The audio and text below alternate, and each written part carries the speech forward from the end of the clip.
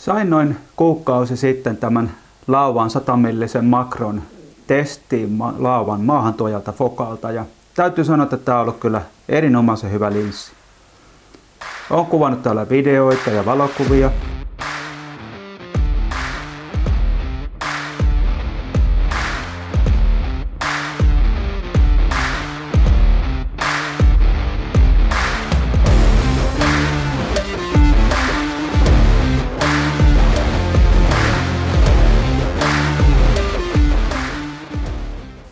Henkilökuvauksia.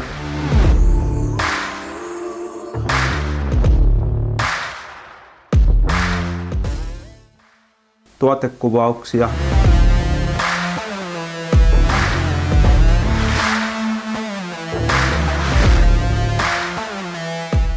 Perhosidontaa. Kuvia perhoista.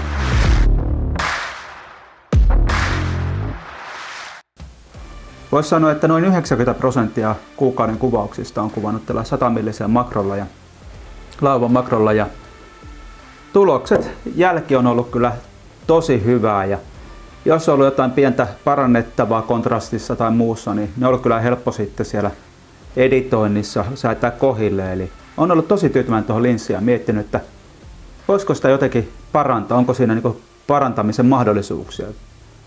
Ja Laovan eli linssin valmistajan mielestä ilmeisesti on, koska 2 vuotta sitten Laova toi markkinoille tämän 90-millisen makrolinssin. Seuraavaksi vertaillaan vähän näitä linssejä keskenään. Pituudessa pieni ero, eli kun otetaan tämä UV-suodin pois tästä, niin näkyy tämä ero. Noin. Tuommoinen. Paino on aika lähellä toisiaan, eli tämä 90 millinen painaa lähteestä riippuen 589-620 grammaa ja sitten tällä 100 millisellä nousee painavimmillaan sinne 690 gramman hujakoille mitatut ja punnitut painot. Eli pieni ero painoissa. Se mikä mua kovasti mietityttää näiden linssien välillä on tämä pituuseron vaikutus siihen kuvaamiseen. Nimittäin jos se kohde tulee hirvittävän lähelle sitä linssiä, linssin etureunaa, niin se valottaminen voi olla hankalaa. Eli onko tässä lyhyemmässä linssissä semmoinen haaste tai ongelma, että se menee jo liian lähelle sitä kuvattavaa kohdetta. Ja niin kuin valokuvista ja muista näette, niin ei se mennyt.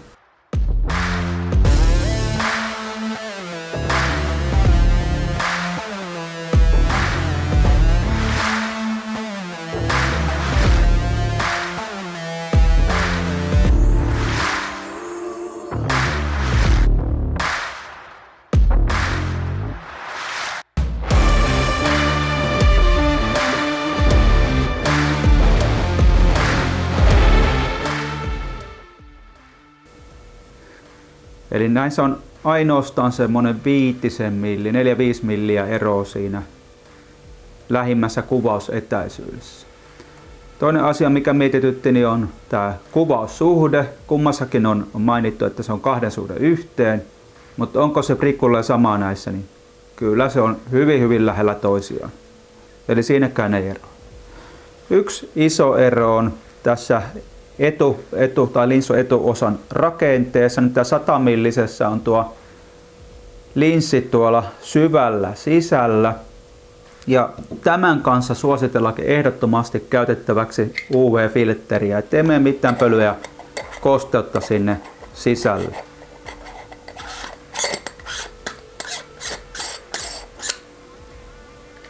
Sitten taas 90-millisessä on tämä rakenne, niin ikään kuin perinteisempi.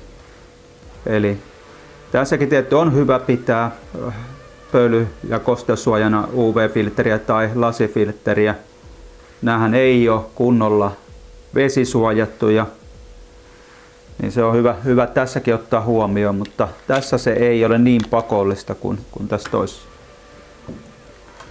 100-millinen voitti markkinoille tullessaan 2019 EISA-palkinnot ja samaten tämä 90-millinen vuonna 2022-2023 voitti EISA-palkinnot. Eli kummatkin ovat saaneet hyviä arvosteluja. Ja kyllä se vaan täytyy sanoa, että kuvauksessa niin näillä on aika pieni ero kyllä, tosi pieni ero siinä kuvan laadussa. Vaikuttaa ajoittain, että 100 millisellä se valottuu pikkusen enempi se kuva. Mutta siinä se melkein suurimmat erot on.